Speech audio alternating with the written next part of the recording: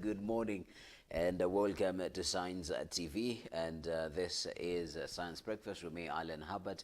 Sign language interpreter is Tobias Omondi, and we are here to keep you up to speed with what is happening in the country. And we started off with a bid to tighten its control over the media. The government has introduced stringent rules to regulate live broadcasts. The proposals, termed by a section of members of parliament as draconian, seek to muzzle the media. And ICT Cabinet Secretary William Kabogo maintains that the government was justified in switching off media houses on June 25th to allegedly protect children from the violence that was being broadcast live on mainstream television stations. A week after the government pulled the plug on all leading media houses in the country, halting the live streaming of the June 25th anniversary demonstrations, Kabogo defended the move, saying it was meant to shield minors from live broadcasts of death, injuries and destruction of property. And he added that the protests, which were largely peaceful, sprawled out of control towards Wednesday afternoon, forcing the Communications Authority to step in. Here are the full details to the story.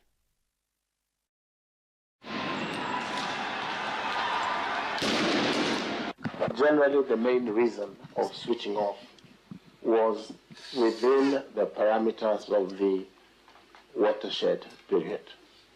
There was a lot of violence being aired on national TV.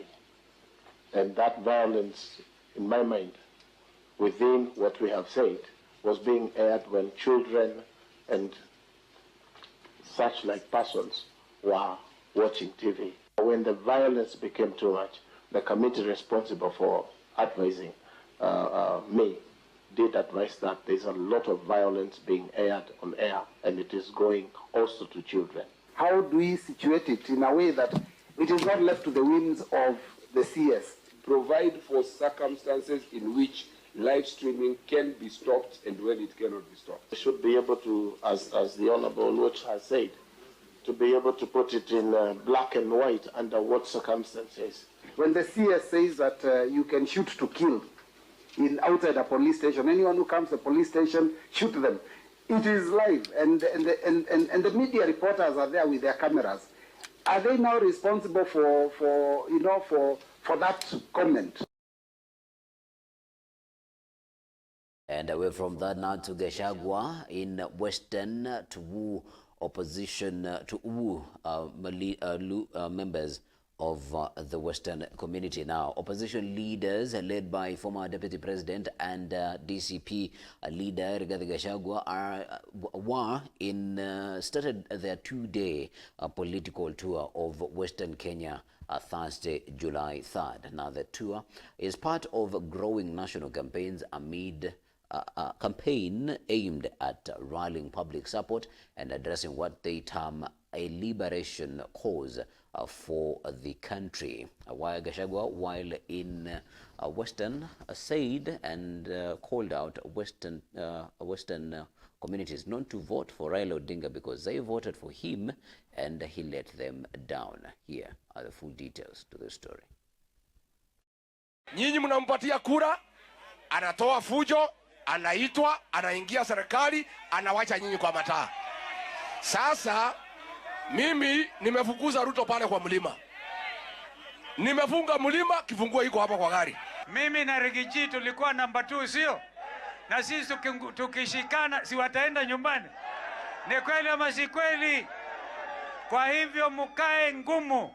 Tuko pamoja. Sisi tumekosana na William Ruto kwa sababu ile mkataba ambaye tuliandikishana naye kama watu wa mkoa wa Magharibi amekataa. Mumejua ile kazi tumefanya mbeleni hapo ya kusafisha elimu Kenya hii na mambo mengine mengi. Hii kazi tunataka tupewe. Hawa kazi imewashinda, haijawashinda. Wakati wanatuongelesha, wanatukosoa kama serikali, wasikize. Lakini Kasongo akasema hawa nitawajua. Watanijua wao wenyewe. Lazima tuangalie watu ambao wanakuja kutufanyia kazi. Tumeelewana? Hatutaki viongozi ambao wakati serikali inasema kwamba watu wapigwe marisasi wananyamaza, hawaongei.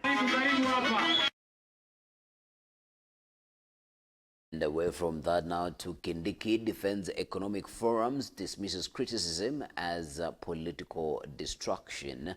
And Deputy President Kithure Kindiki has defended the ongoing National Economic Empowerment Program spearheaded by his office, asserting that the government is committed to directly supporting citizens beyond election periods.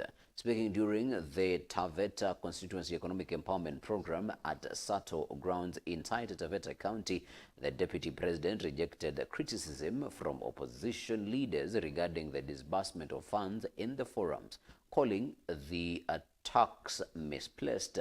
And Kindiki reiterated that the Kenya Kwanza administration is focused on delivering development rather than engaging in early political campaigns.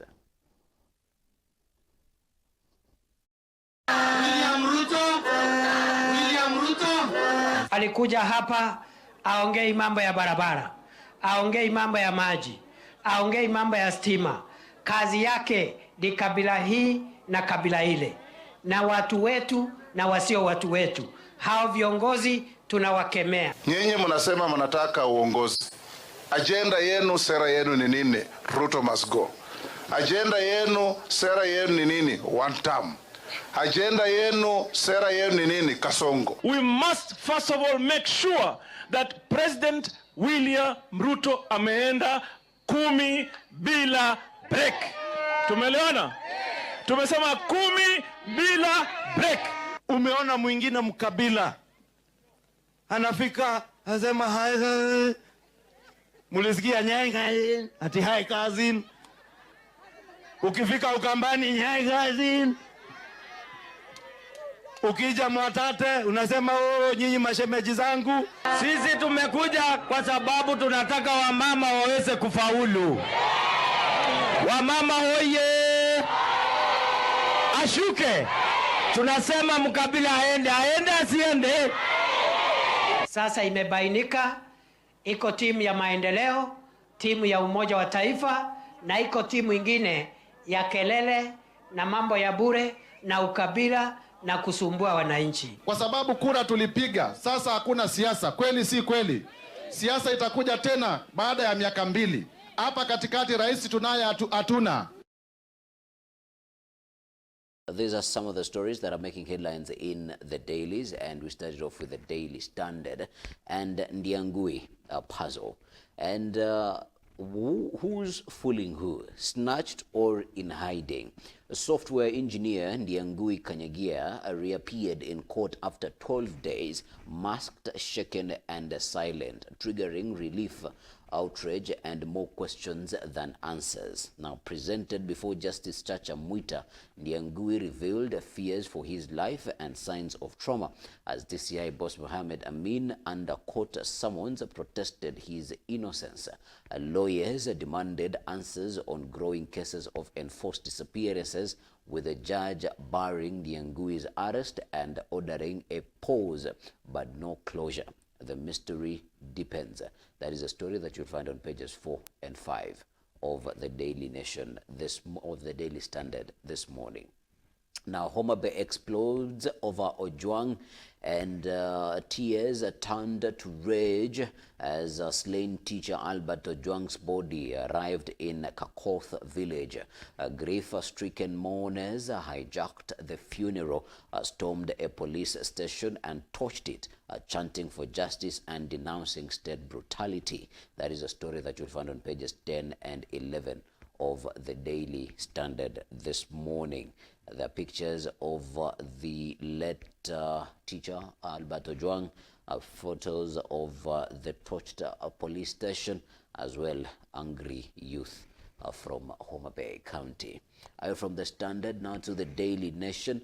Revealed Ruto's 1.2 billion charge at State House. Now, President William Ruto is quietly overseeing the construction of a massive church within the grounds of State House, Nairobi, in a move that raises questions on the constitutional separation between church and state. A nation has seen detailed architectural designs and drawings of the imposing structure that is expected to have a seating capacity of 8,000 and cost hundreds of millions of shillings. This is a story that you'll find on pages 2 and 3 of the Daily Nation this morning. Other stories include chapati addiction, just how many is too many? That is on page 10.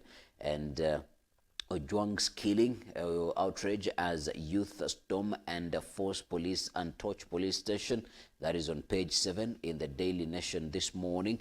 But as well, just where was blogger Ndiangui, and IT expert who was missing for 13 days says he was in hiding, but this has left many unanswered questions. That is on page 6 of the Daily Nation as well. And in politics, opposition storms Raila Bess in scramble for 2027.